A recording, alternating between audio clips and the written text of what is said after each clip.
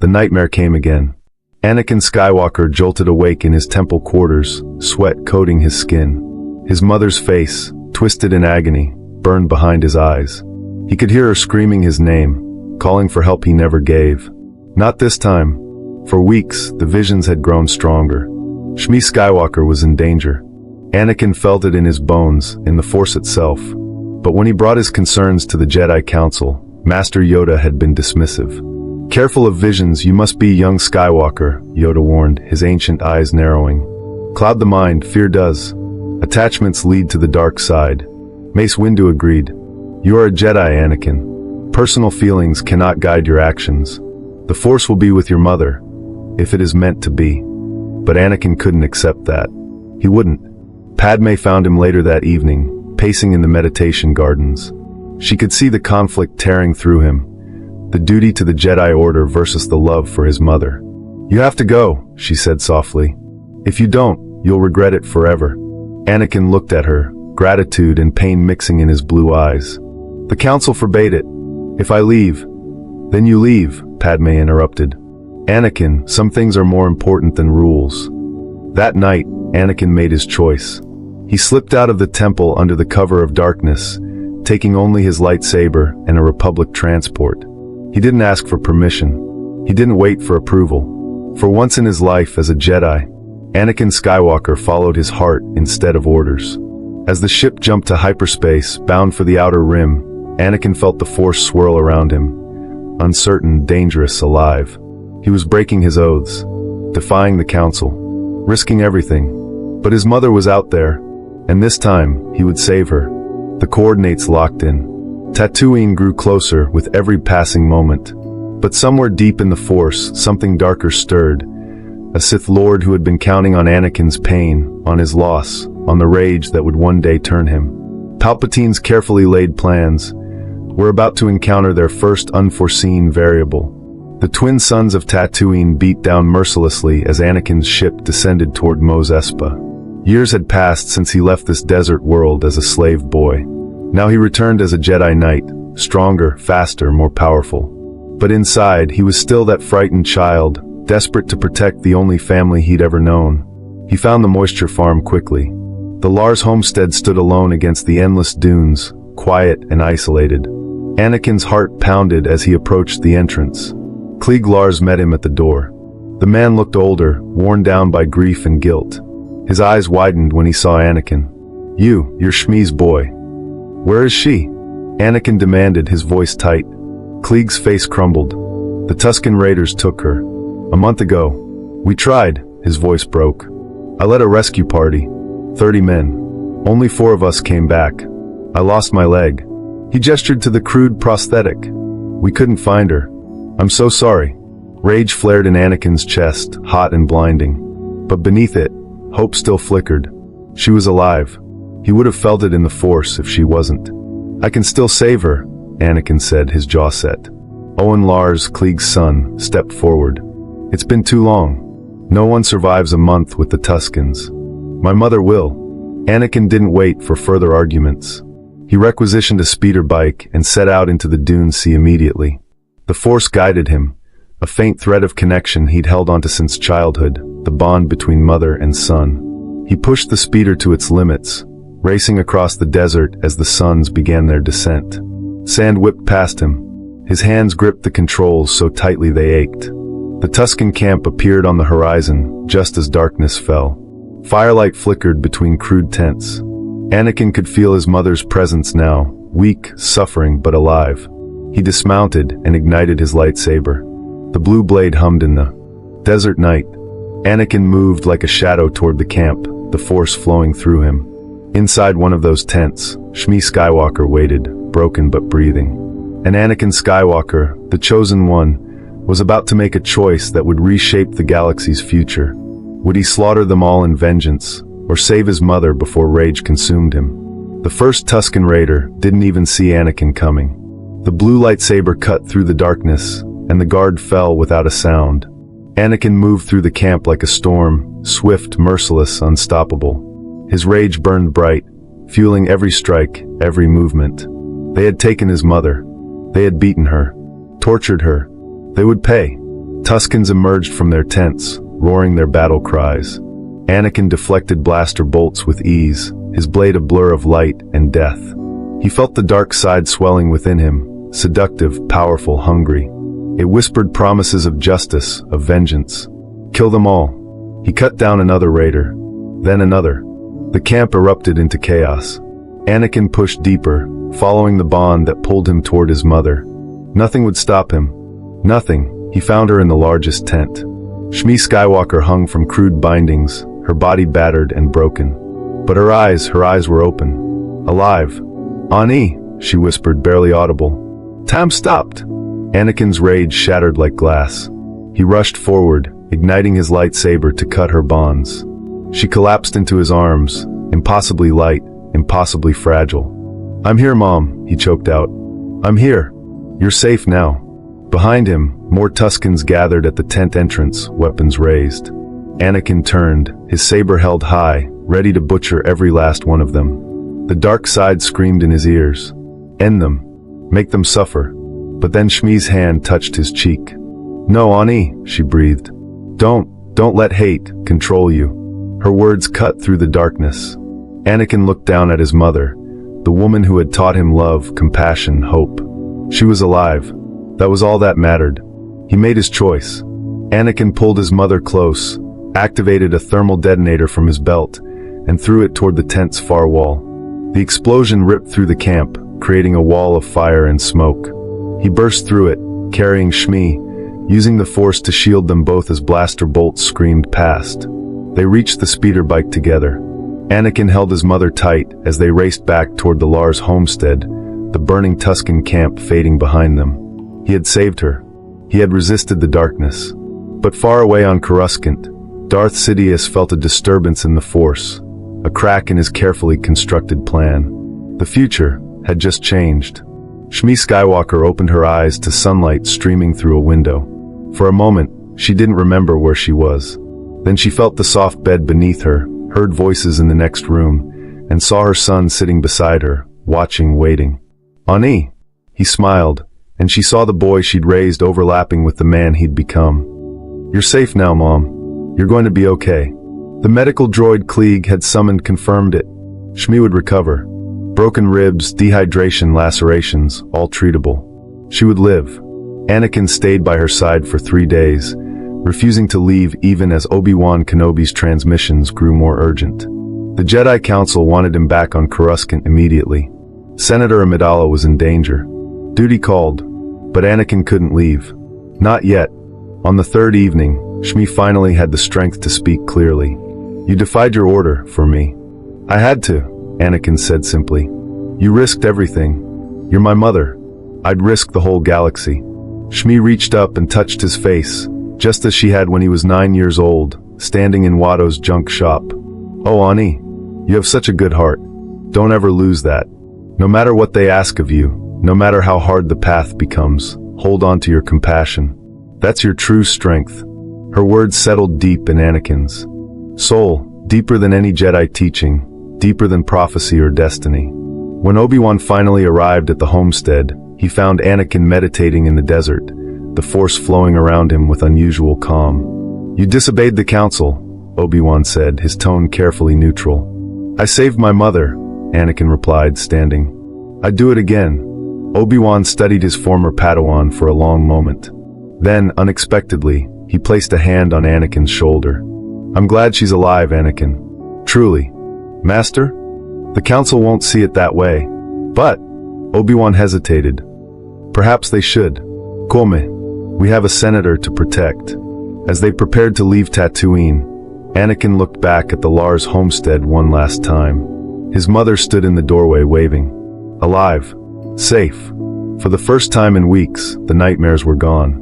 Anakin didn't know it yet, but saving Shmi Skywalker had done more than preserve her life. It had preserved his soul. And somewhere in the shadows, Darth Sidious recalculated his plans. Chancellor Palpatine sensed the change immediately. When Anakin Skywalker entered his office on Coruscant, returning from his unauthorized mission to Tatooine, he was different. Calmer. More focused. The raw, exploitable grief Palpatine had been cultivating was gone. "Anakin, my boy," Palpatine said warmly, rising from his desk. "I heard about your mother. I'm so relieved she survived." "Thank you, Chancellor," Anakin replied. His tone was respectful but distant. Guarded. Palpatine's mind raced. This wasn't how the timeline was supposed to unfold. Shmi Skywalker's death had been crucial, a trauma that would fester, creating resentment toward the Jedi Council for their coldness, their rules against attachment. That pain was supposed to be the first domino in Anakin's fall. But the domino hadn't fallen. "The Jedi Council must have been difficult about your departure," Palpatine probed gently. Anakin nodded. "They were, but Obi-Wan understood. And my mother is alive because I went. That's what matters." There it was, satisfaction instead of bitterness. Confidence instead of doubt. Palpatine shifted tactics smoothly. "Of course. Family is precious, Anakin. The Jedi sometimes forget that love and duty can coexist." But Anakin didn't take the bait. "They're learning," he said. "Master Yoda called me before the council yesterday. He said perhaps they had been too rigid. That saving my mother showed the compassion of a true Jedi." Palpatine's smile didn't waver, but inside, alarm bells rang. Yoda was adapting, changing. That was dangerous. "How wise of him," Palpatine said smoothly. "Now about Senator Amidala's security." As he redirected the conversation, Palpatine's mind worked furiously. Anakin Skywalker was still powerful, still the chosen one. But the crack in his foundation, the wound Palpatine had planned to infect, had been sealed. He would need a new approach. Padme, perhaps. Or the inevitable war itself. The dark side was patient. There was still time. But for the first time in decades, Darth Sidious felt uncertainty. Anakin left the Chancellor's office and rejoined Obi-Wan in the temple corridors. They were assigned to protect Senator Amidala from assassination attempts, a mission that would take them to Naboo, to Geonosis, and into the heart of the Clone Wars. Palpatine watched from his window as they departed, his yellow eyes hidden behind a mask of grandfatherly concern. One setback wouldn't destroy his plans, but it had reminded him of a dangerous truth. Anakin Skywalker was not yet his. And now, he might never be. The Geonosis arena erupted in chaos. Jedi fought droids.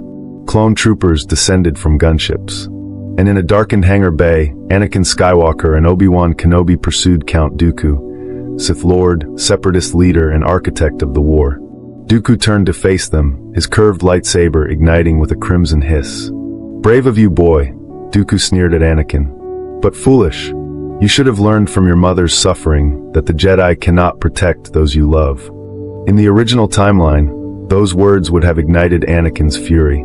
He would have charged recklessly, been overpowered, lost his arm. But this Anakin was different. "My mother is alive," Anakin said calmly, his lightsaber steady. "And the Jedi didn't abandon her. I didn't abandon her. That's the difference between us, Dooku. You abandoned everything good in yourself." Dooku's eyes flickered with surprise. Anakin and Obi-Wan attacked together, not as master and student, but as equals.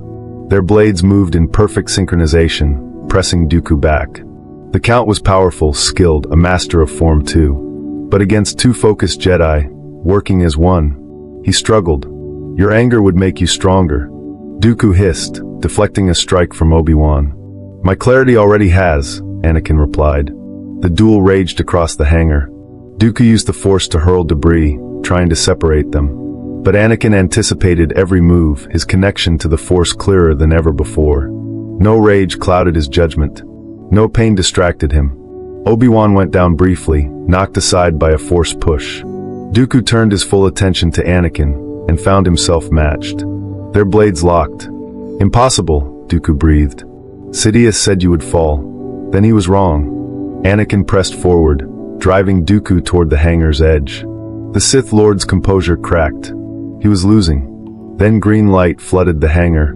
Master Yoda entered, his small form radiating immense power. "Face justice, you will Count Dooku." Dooku's eyes went wide. Against one Jedi, he might have escaped. Against three, Dooku retreated to his solar sailor, barely escaping as Yoda's Force powers nearly crushed his ship. But the damage was done, not to the Jedi, but to Sidious's plans. Dooku had failed to turn Anakin, failed to sever his arm, failed to plant deeper seeds of anger. As the Clone Wars erupted across the galaxy, Darth Sidious realized his greatest weapon, Anakin Skywalker's inevitable fall, was no longer inevitable. The future was becoming unpredictable. 3 years of war had changed the galaxy. Anakin Skywalker was now a general, a hero, a legend among the clone troopers. He fought alongside Obi-Wan, commanded fleets, and saved countless lives. But through it all, he remained grounded. Shmi sent him messages from Tatooine, simple words of encouragement, of love. Padme, now his wife in secret, gave him hope for a future beyond war.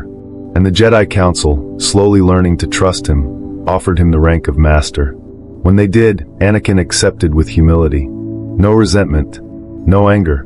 Palpatine had watched it all unfold with growing frustration. Finally, as the war reached its climax and the Jedi closed in on the Sith Lord's identity, Palpatine made his move. He summoned Anakin to his office, the same office where, in another timeline, he would reveal his true nature and turn the young Jedi forever. "Anakin, I'm going to tell you something that will shock you," Palpatine began. "The Jedi are planning to overthrow the Republic. They're traitors." Anakin's eyes narrowed. "That's impossible. I would know. They've hidden it from you because they don't trust you. They never have." But Anakin didn't waver. "Chancellor, why are you lying to me?" Palpatine's mask slipped for just a moment. Then he smiled, a cold, predatory expression. "You're more perceptive than I gave you credit for. Very well. The truth then. I am Darth Sidious. I have orchestrated this entire war. And you, Anakin Skywalker, were meant to be my greatest weapon." Lightning crackled at Palpatine's fingertips. Anakin's lightsaber ignited instantly.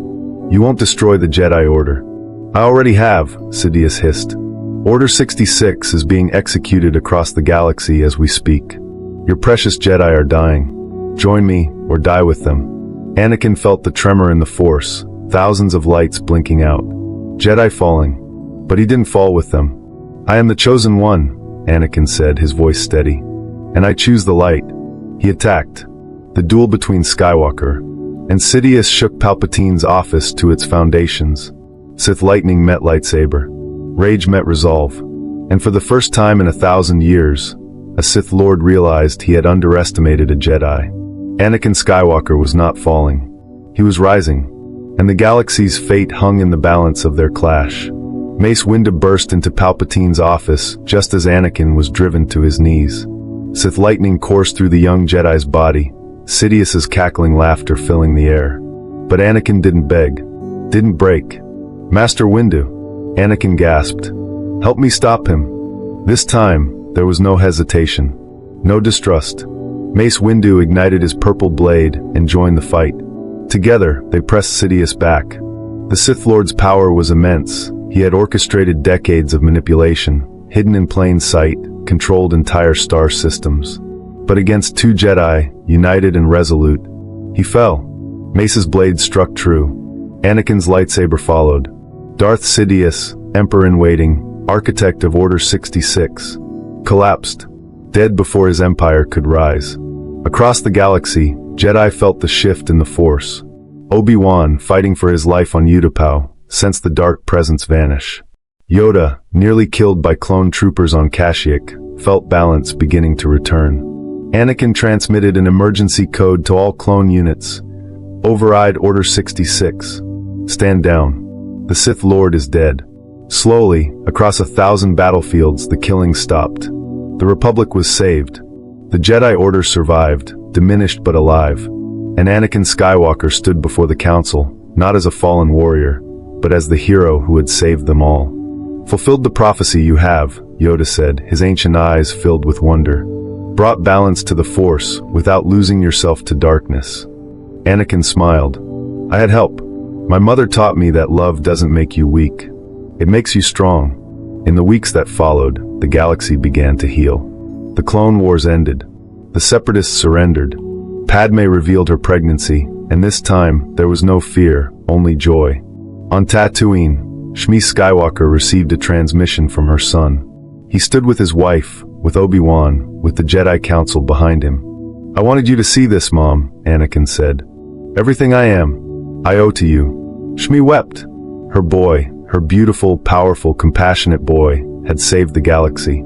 Years later, Anakin Skywalker would train a new generation of Jedi, teaching them that attachments, when balanced with duty, could be a strength rather than a weakness.